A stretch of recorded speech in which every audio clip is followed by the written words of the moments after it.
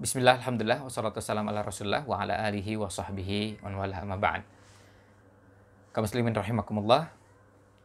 Itulah tadi pada sesi-sesi sebelumnya kita sudah dapatkan beberapa ulasan yang berkaitan dengan amalan-amalan pada 10 hari pertama bulan Dzulhijjah, dan amalan-amalan tersebut masing-masing kita diberikan kesempatannya.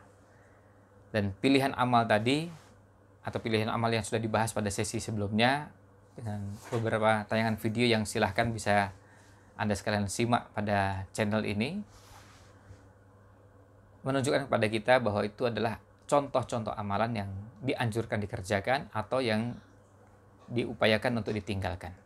Tetapi tidak berarti membatasi, karena ada amalan-amalan lain yang bisa kita kerjakan. Dan amalan-amalan tersebut kalau mau kita kerjakan, dia menjadi lebih dicintai oleh Allah, lebih utama dan lebih agung. Misalnya, birrul walidain, berbakti pada orang tua, dia menjadi amal soleh. Baik di 10 hari pertama bulan Ramadan, 10 hari terakhir bulan Ramadan, 10 hari awal bulan Dzulhijjah, atau kapanpun. Tetapi ketika dilakukan di 10 hari pertama bulan Dzulhijjah, dia menjadi lebih bernilai ketimbang amalan pada hari-hari yang lain. Oleh karena itu, wajar kalau kita setelah mengetahui beberapa contoh amalan tadi, berupaya sebisa mungkin agar kita bisa memprioritaskan beberapa amalan yang dianjurkan untuk dikerjakan. Misalnya, yang mampu haji, haji. Kemudian yang bisa puasa, siapkan diri untuk berpuasa. Yang bisa bersedekah, silahkan bersedekah. Yang bisa berkurban, silahkan berkurban. Nah, amalan-amalan yang dianjurkan tersebut termasuk yang bisa memperbanyak takbir, silahkan memperbanyak takbir. Selebihnya, amalan-amalan yang lain yang menjadi amal soleh, silahkan kerjakan semampunya. Ya, silahkan kerjakan semampunya. Dan masing-masing amalan tersebut bisa dikerjakan sesuai dengan kondisi masing-masing. Dan karena masing-masing kita sangat mungkin berbeda peluang amal yang Allah sediakan. Oleh karena itu, silahkan manfaatkan dengan sebaik-baiknya.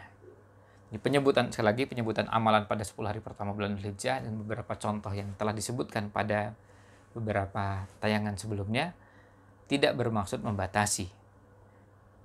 Tetapi paling tidak itu menjadi salah satu amalan yang perlu mendapatkan perhatian.